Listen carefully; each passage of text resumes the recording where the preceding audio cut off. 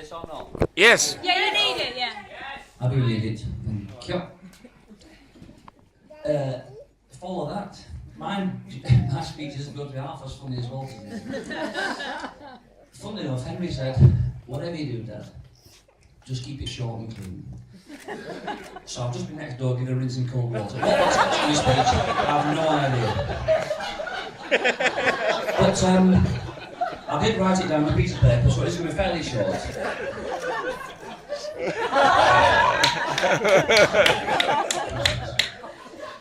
Dr. and Mrs. Collier, Mr. and Mrs. Gladwin, Dr. Susan Collier, the rest of you. A few apologies at first. Terribly sorry I was a bit wet earlier on, but you know what they say. Marriage plurior, marriage error. Now, many of you know I'm a bit of a polyglot. There's no language nothing I can't get my tongue around. Yeah, yourself, Sean. So, if you didn't get it the first time, I'll do the accent. Marriage plurior, marriage error. Which apparently is French for really, very happy wedding.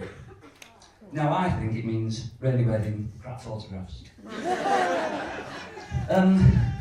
Other apologies to Steve, best buddy over there. I know how much you hate having your cheese course after your pudding. Apologies to any Game of Thrones fans in the audience in this head. Sorry. Yes. There won't be a bedding ceremony tonight. Anyway, I've got it on good authority from Isabel. It's not so much a ceremony, more of a pantomime. Now, I love weddings.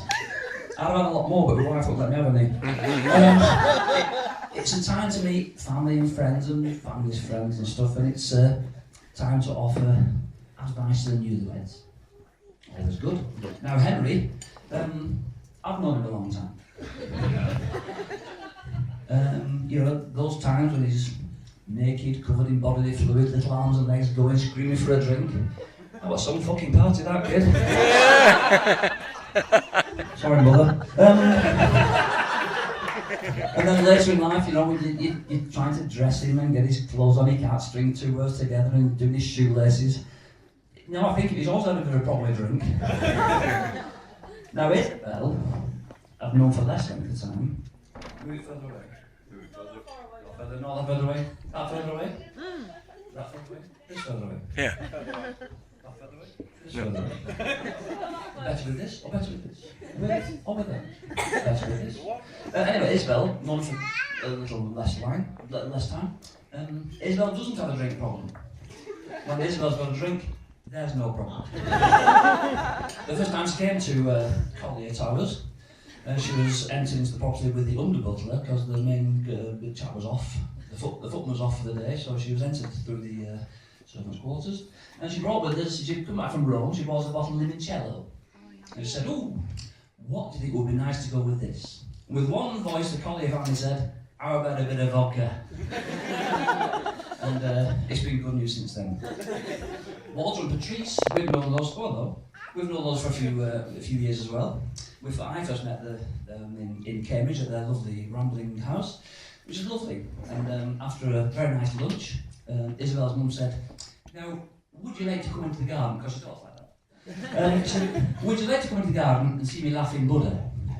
Now, apparently it wasn't a euphemism, because in the garden there was a small statue.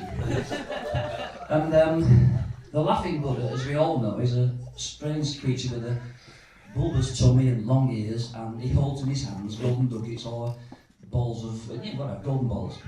And the first advice to newlyweds is, should you ever meet a laughing Buddha, you must rub his tummy for happiness, you must pull his ears for wisdom, and you must rub his balls for wealth and fortune.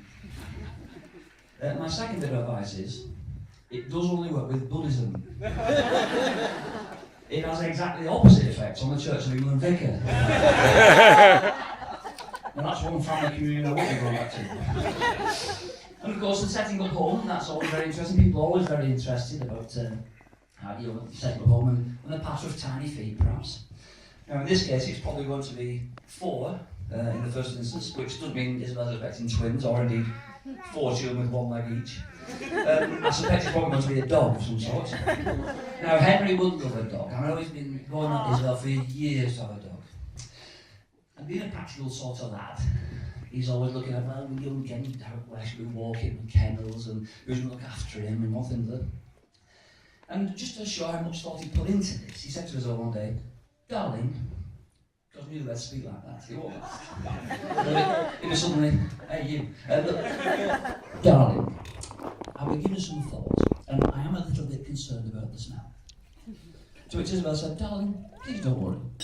I'm sure if I get used to it, I'm sure the dog will."